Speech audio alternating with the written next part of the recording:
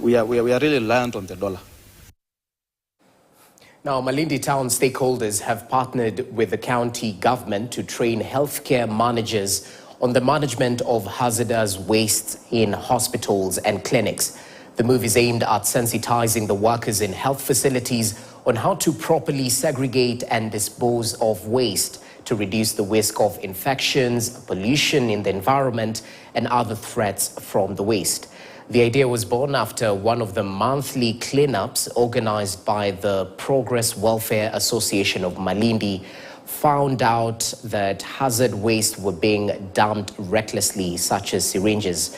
Nicholas Ngari, a public health officer at Malindi Sub-County and the coordinator of water and sanitation, say they partnered with PWAM and the Kenya National Chamber of Commerce and Industries in Kilifi County to conduct the training to healthcare managers. We have brought these people together under the initiative of the PWAM to make sure that they get that right knowledge.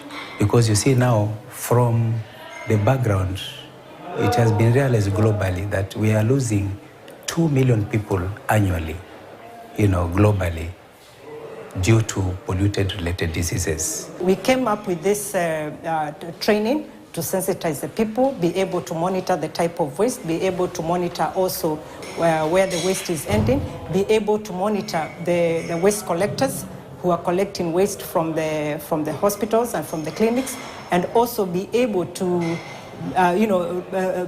regulate their operations. This information basically it will be passed to various medical clinics to ensure that the issue of medical waste, the segregation and everything is dealt with. Moving on, police in Diani, Kwale County have arrested 26 youth accused of terrorizing residents.